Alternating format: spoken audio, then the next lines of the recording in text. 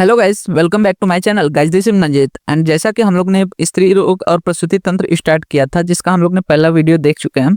ये हमारा प्रसूति तंत्र एवं स्त्री रोग में सेकंड वीडियो होने वाला है, जिसमें स्त्री शारीरिक विज्ञान में हम लोग जो second topic according to the NCERT syllabus दिया गया है उसके बारे में बात करने वाले हैं।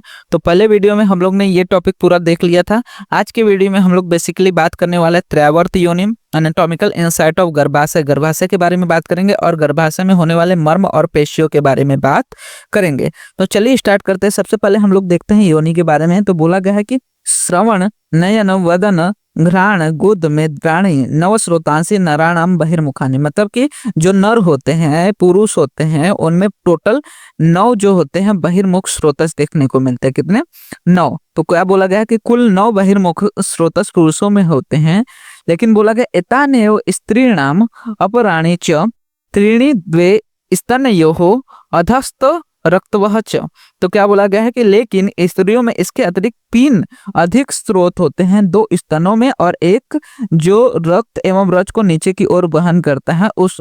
तो इस तरह से टोटल जो स्त्रियां हैं, स्त्रियों में कितने 12 बहिर्मुखी स्रोतस होते हैं, वहीं पे पुरुषों में सिर्फ 9 बहिर्मुखी स्रोतस देखने को मिलते हैं। तो जो 9 बहिर्मुखी स्रोतस हैं उनके नाम इस प्रकार हैं: श्रवण, नयन, वदन, घ्राण, गुद, मेद्राणी। मतलब कि श्रवण मतलब कि 2 कान हो गए, नयन मतलब कि 2 आंख हो गए, वदन मतलब 1 मुख, घ्राण मतलब कि 2 नासा, गुद 1 और मेढ 1। इस तरह से 2, 2 4, 5, 2 7, 2 9। इस तरह से टोटल 9 जो है बहिर्मुखी स्रोतस किसमें? पुरुषों में होते हैं।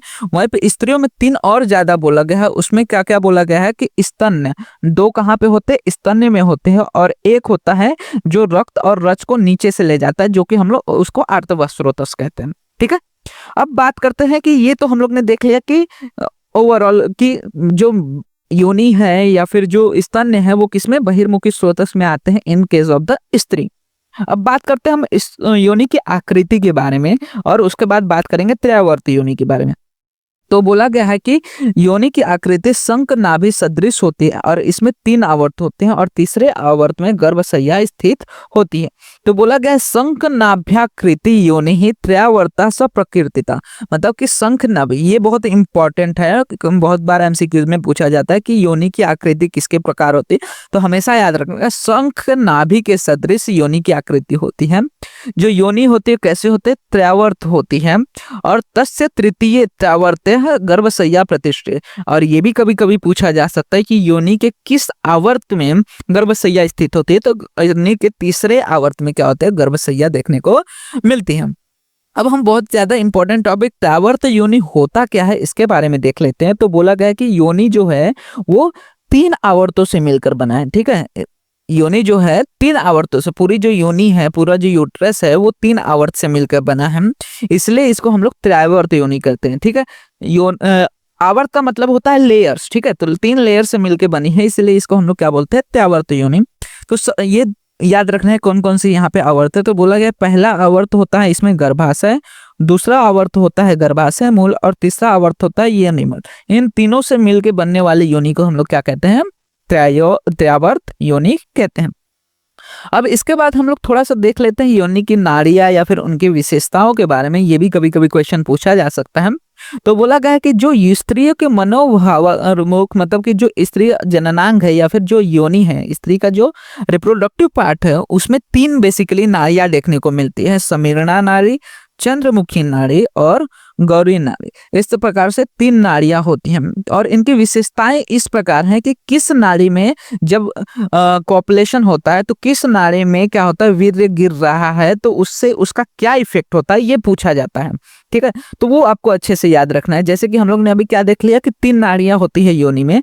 तो सबसे पहले हम लोग बात करते हैं अगर समीरणा नाड़ी की। समीरणा जो नाड़ी है, इसका स्थान बेसिकली मदनाथ पत्र बोला गया है। ठीक है, और बोला गया है कि अगर इस स्थान पर वीर्य गिर रहा है तो वो निष्फल हो जाता है। मतलब कि इस स्थान पे अगर वीर्य गिर रहा है तो उसका कोई भी प्रभाव नहीं होगा। समीरणा नाड़ी सबसे बाहर की तरफ होती है, और वहां पे अगर वीर्य गिर रहा है तो उसका कोई भी प्रभाव, मतलब कि उससे जो चाइल्ड है उसका फॉर्मेशन नहीं होगा, उससे गर्भधारण नहीं होगा। वहीं पे दूसरी जो नाड़ी आती है इसमें चंद्रमसी नाड़ी आती है। चंद्रमसी इसको बोला गया है कंदर्प गेह, मतलब कि जो योनि नालिका है, योनि की जो नालिका है, बर्थ कैनाल है, उसके मध्य में इसका स्थान बताया गया है। और बोला गया है कि इसका फल जो होता है ये कन्या प्रसवनी होती है और रति में सुख साध्य होती है। मतलब क्या बोला गया है कि चंद्रमसी नाड़ी में अगर वीर्य गिर रहा है तो उससे क्या होगा, कन्या प्रसव होगा। कन्या प्रसव मतलब कि जो गर्भाधारण होगा उसमें जो चाइल्ड फॉर्म होगा वो कौन सी रहेगी, फीमेल चाइल्ड बनेगी। साथ ही साथ बोला गया है रति में सुख साध्य, मतलब कि इसमें क्या होता है कि जो मैथुन क्रिया होती है वो अच्छे से यहाँ पे देखने को मिलती है। और तीसरा बोला गया है गौरी नाड़ी। गौरी नाड़ी मतलब क्या, यहाँ पे बोला गया कि योनि नालिका की अत्यधिक गहराई में जो होती है गौरी नाड़ी पाई जाती है। ये जो होती है पुत्र प्रसवनी होती है, मतलब इसमें जब वीर्य गिरता है तो वहां पे पुत्र का फॉर्मेशन देखने को मिलता है।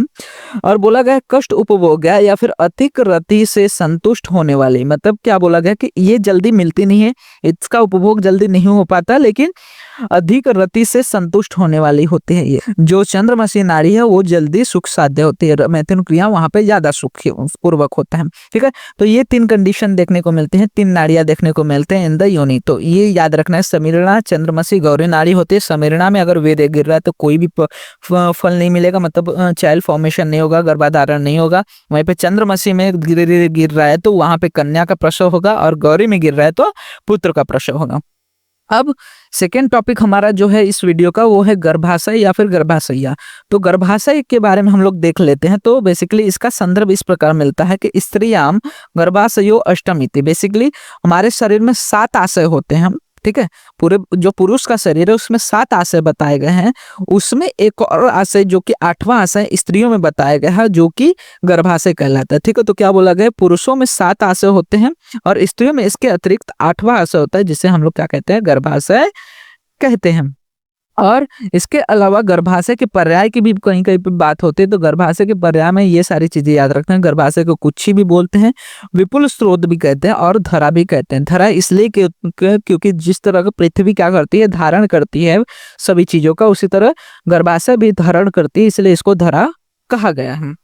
अब बात करते हैं कि जो गर्भाशय है वो कहाँ पे लोकेटेड है। ठीक है, कहाँ पे लोकेटेड है, तो बेसिकली बोला गया है कि जो गर्भाशय होता है वो पित्त पक्वाशयोर मध्य, मतलब कि जो पित्त और पक्वाशय है उसके बीच में, मतलब कि गर्भाशय जो है ये तिष्ठित रहता है, मतलब पाया जाता है।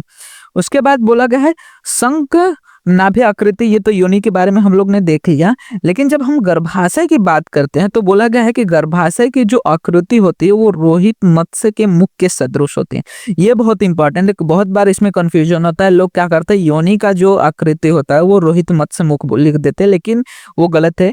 रोहित जो योनि का मुख होता है वो कैसे होता है, शंख नाभि की आकृति का होता है। वहीं पे गर्भाशय की जो आकृति होती है वो रोहित मत्स्य के मुख के समान होती है। वहीं पे गर्भाशय की अगर हम लोग स्थान की बात करें तो बोला गया है कि जो शंख नाभि आकृति होती है या योनि होती है उसके तीसरे आवर्त में होती है। और बोला गया पित्ताशय एवं पक्वाशय के मध्य में ये प्रेजेंट होती है। कहाँ पे, पित्ताशय और पक्वाशय के मध्य में होती है और बस्ती के पार्श्व में ये देखने को मिलती है। ये गर्भाशय क्या हो गया, विशिष्ट स्थान के बारे में हो। वहीं पे स्त्री विशिष्ट मर्म की अगर हम लोग बात करें, ठीक है, यहाँ तक हम लोग ने 2 चीज देख लिया, त्यावर्त योनि देख लिया, गर्भाशय देख लिया। अब इसके बाद स्त्री विशिष्ट जो मर्म है और स्त्री विशिष्ट जो पेशी है उसके बारे में देखना बाकी है। तो सबसे पहले स्त्री विशिष्ट मर्म की बात कर लेते हैं। तो बोला गया है कि स्त्री के जो श्रोणी है, मतलब कि जो पेल्विक भाग है, उसमें कुछ ऐसे अवयव या हिस्से होते हैं जिन पर प्रत्यक्ष या अप्रत्यक्ष रूप से चोट लगने पर मर्मघात के समान प्रभाव दिखाई देते हैं। जैसे हम लोग ने देखा है 5 प्रकार के परिणाम के अनुसार मर्म होते हैं। तो जैसे रुजाकर मर्म हो गया, या फिर वैकल्यकर मर्म हो गया, कलांतर प्राणहर मर्म हो गया, क्षतिग्रस्त प्राणहर मर्म हो गया। तो इस तरह से क्या होता है, जब पेल्विक भाग पे चोट लगती है तो ये सारे लक्षण या वहां पे देखने को मिलते हैं। तो इससे हम लोग बोल सकते हैं कि यहाँ पे कुछ मर्म अवेलेबल है। तो इसलिए स्त्री शरीर में ऐसे अवयव की संख्या अधिक होने पर भी उनके शरीर विशेष कार्य में बाधा न आए, इन हेतु मर्म सदृश अवयव का ध्यान पूर्वक विचार करना आवश्यक है। क्योंकि जब क्या हो रहा है, डिलीवरी हो रही हो, ऐसे कंडीशन में इन मर्मों पे आघात न हो जाए या फिर किसी अन्य कारणों से इन मर्मों पे आघात न हो जाए, उससे बचाने के लिए हम लोग को स्त्री विशिष्ट जो मर्म है उनका ज्ञान होना अत्यधिक आवश्यक होता है।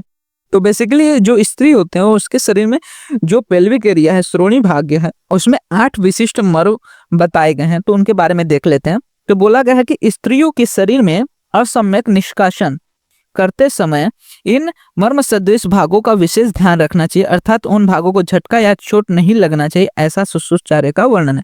जैसा कि मैंने अभी बोला कि इन भागों में किसी भी प्रकार से आघात होने से क्या हो सकता है, वो स्त्री गर्भाधारण न कर पाए, ये सारे लक्षण वहां पे उत्पन्न हो सकते हैं। इसी कारण से इन मर्मों का ध्यान रखकर इन मर्मों का संरक्षण करना चाहिए। तो इसमें कौन कौन से मर्म बोले गए हैं उसके बारे में हम लोग देखेंगे। बेसिकली बोला गया है कि श्रोणी भाग में सेवनी मर्म, शुक्रव स्रोतस, अंडफल, गोद, मूत्र प्रसेक, मूत्र व स्रोतस, योनि तथा बस्ती, ये 8 मर्म सदृश अवयव बताए गए हैं। ठीक है, मर्म नहीं लेकिन मर्म सदृश अवयव बोले गए। कितने बोले गए हैं? 8 बोले गए हैं। कौन कौन से हैं? तो सबसे पहले आता है सेवनी मर्म, फिर शुक्रव स्रोतस, अंडाशय हो गया, गोद, फिर मूत्रश्रेक, मूत्रवा स्रोतस और योनि तथा बस्ती। इस तरह से 8 बताए गए हैं। तो इनके बारे में देख लेते हैं। तो अगर मूत्रवाह जो मर्म है उस पे अगर चोट लग रही है तो ऐसे कंडीशन में मरण होगा, या फिर बस्ती पूरा क्या हो जाएगा, मूत्रपूर्ण होगा, मतलब कि यूरिनरी रिटेंशन देखने को मिलेगा। वहीं पे शुक्रवाह जो मर्म है उस पे चोट लग रही है तो उसमें भी मरण हो सकता है, या फिर क्लैब्यता मतलब कि गर्भाधारण नहीं हो पाएगा। फिर मुस्क स्रोत में अगर चोट लग रही है तो ऐसे में क्या होगा, ध्वज भंग हो जाएगा। मूत्र प्रशेक में चोट लग रही है तो मूत्र प्रदक्षिण होगा, मतलब कि ऑटोमेटिक क्या होगा, मूत्र का स्राव हो जाएगा, मूत्र जो है इनकंसिस्टेंसी देखने को मिलेगी। वहीं पे सेवनी में अगर चोट लग रही है तो रूजा होगा, बहुत ज्यादा पेन देखने को मिलेगा। योनि में चोट लगने पे रूजा देखने को। गुद में अगर चोट लग रही है तो सद्य मृत्यु हो जाएगी, क्योंकि गुद जो है एक सद्य प्राणहर मर्म है, तो वहां पे चोट लगने पे मृत्यु हो सकती है। और अगर वहीं पे बस्ती में चोट लग रही है तो अस्मरी के व्रण के अतिरिक्त अन्य व्रण से सद्य क्या हो जाएगा, मृत्यु हो जाएगी। तो ये 8 जो मर्म बताए गए उन पे होने पे, आघात होने पे क्या क्या लक्षण उत्पन्न होंगे, इनके बारे में हम लोग ने देख लिया। तो अभी तक हम लोग ने योनि देख लिया, त्रैवर्त योनि देख लिया और गर्भाशय की बात कर ली। अब वहां पे हम लोग ने मर्म देख लिया। मर्म के विषय में इतना चीज याद रखना चाहिए कि स्त्री जो फेल्विक रीजन होता है, श्रोणी भाग होता है, कुछ ऐसे अवयव होते हैं जहां पे आघात होने पे मर्म के सदृश लक्षण पाए जाते हैं। उसके अनुसार जो मर्म सदृश अवयव 8 बताए गए स्त्रियों में, और उनपे आघात होने पे क्या क्या लक्षण उत्पन्न होते हैं, ये आपको अच्छे याद रखना है। अब लास्ट टॉपिक इस वीडियो का हम लोग देखते हैं स्त्री विशिष्ट पेशी, मतलब कि स्त्रियों में कुछ अत्यधिक पेशी बताए गए हैं। कौन कौन से विशिष्ट पेशी बताए गए उसके बारे में देख लेते हैं। तो बेसिकली बोला गया है स्त्री नाम तो विसंतरी अधिका। बेसिकली पूरे शरीर में 500 पेशियां बताए गए हैं पुरुष के, लेकिन स्त्रियों में 20 अधिक पेशी बताए गए हैं, उसके बारे में देख लेते हैं। तो पहले तो आपको ये याद रखना चाहिए कि स्त्रियों में कितनी पेशियां अधिक बताई गई है पुरुषों के कंपैरिजन में, तो 20 पेशियां जो है अधिक होती हैं। अब बात करते हैं कौन कौन से पेशियां कहाँ पे लोकेटेड होता है। तो बेसिकली बोला गया है कि 10 तासाम स्तन्य यो हो एक एक अस्मिन पंच पंचेते यौवने तासा प्रतिवृत्ति, मतलब कि जो 20 पेशियां हैं उसमें से जो 10 पेशी होती है वो कहाँ पे पाया जाता है, स्तन में पाया जाता है। और 2 स्तन है तो 2 स्तन में टोटल प्रत्येक में कितने 5-5 पेशियां पाए जाते हैं। इस तरह से 2 स्तन में टोटल 10 पेशियां पाए जाते हैं। फिर बोला गया अपत्य पते चतस्त्र तासाम प्रसूते अभ्यंतरते द्वे मुखाश्रिते बाह्य च वृत्ते द्वे। तो क्या बोला गया है कि अपत्य पथ मतलब कि जो अपत्य मार्ग है, बर्थ कैनाल है, प्रसूति मार्ग, उसमें 4 पेशियां होती हैं। तो टोटल कितना हो गया 10 + 4। और ये जो 4 है ये भी एक ही जगह पे चारों नहीं अवेलेबल होती, ये 2 जगह पे बताया गया। क्या बोला गया इसमें कि जो गर्भाशय के अंदर है उसमें 2 पेशियां पाए जाते हैं और गर्भाशय के मुख के पास 2 पेशियां पाए जाते हैं। इस तरह से टोटल 4 पेशियां कहाँ पे पाए जाते हैं, बर्थ कैनाल में। और वहीं पे 14 होने के बाद 6 बच गए तो गर्भाशय का जो मुख है उसके पास बाहर की तरफ 3 पेशियां होती हैं, और गर्भाशय से जो संपर्क रखने वाली पेशियां वहां पे 3 पेशियां होती है। तो इस तरह से टोटल 20 पेशियां जो होती है पाई जाती है। और ये जो गर्भाशय के साथ संपर्क रखने वाली पेशी है वो क्या करती है, बेसिकली शुक्र और आर्तव के प्रवेश के लिए जिम्मेदार होती है। इनटू द योनि, यूट्रस में इनके जाने के लिए कौन इन्वॉल्व होती है, जो गर्भाशय से संपर्क रखने वाली पेशियां होती। तो स्त्री विशिष्ट पेशी में आपको क्या याद रखना है कि पुरुषों के कंपैरिजन में 20 पेशियां अधिक होती है, जिसमें से 10 पेशी कहाँ पे पाई जाती है, स्तनों में पाई जाती है। हर एक स्तन में 5-5 पेशियां होती है। इस तरह से टोटल 10 पेशियां। वहीं पे 10 पेशी योनि की तरफ होती है, जिसमें से अपत्य पथ में 4 होती है, उसमें भी प्रसूत अभ्यंतरतः 2 होते हैं, मतलब कि गर्भाशय के अंदर 2 होती है, 2 गर्भाशय के मुख के पास होती है, गर्भ छिद्र के पास 3 होती है, मतलब कि गर्भ का जो छिद्र होता है गर्भ का जो गर्भाशय का मुख होता है वहां पे 3 होती है, और जहां पे शुक्र आर्तों का प्रवेश है वहां पे 3 देखने को मिलती है। इस तरह से टोटल 20 पेशी जो होती है अधिक देखने को मिलती है in case of the females या फिर स्त्री। तो ये सारी चीजें हम लोग ने देख ली within the second topic. तो इसी के साथ जो सेकेंड टॉपिक है हमारे इस वीडियो का, दैट इज द त्रैवर्त योनि, गर्भाशय और मर्म और पेशी, ये हम लोग ने देख लिया। तो होप आपको सारी चीजें रिलेटेड टू दिस क्लियर हो गई होंगी। कोई भी डाउट इसके रिलेटेड रहता है तो आप कमेंट सेक्शन में लिख सकते हैं। मैं ट्राई करूंगा कि फर्दर वीडियोस में उसको और अच्छे से समझा सकूं। साथ ही साथ वीडियो अच्छा लगा तो वीडियो को लाइक एंड शेयर करना मत भूलिएगा, जिससे से ज्यादा लोग वीडियो का फायदा ले सकें। एंड इसी तरह के और भी फर्दर वीडियोस इस चैनल पर अपलोड होते रहेंगे, तो चैनल को सब्सक्राइब जरूर कर लीजिएगा। और आप हमारे इंस्टाग्राम एंड टेलीग्राम हैंडल्स को भी फॉलो कर सकते हैं, जहाँ पे आपको वीडियो से रिलेटेड, नोट्स से रिलेटेड, साथ ही साथ बीएमएस रिलेटेड जो भी नए अपडेट्स रहते हैं प्रोवाइड हो जाते हैं, जिसका लिंक आपको वीडियो के डिस्क्रिप्शन में अवेल हो जाएगा।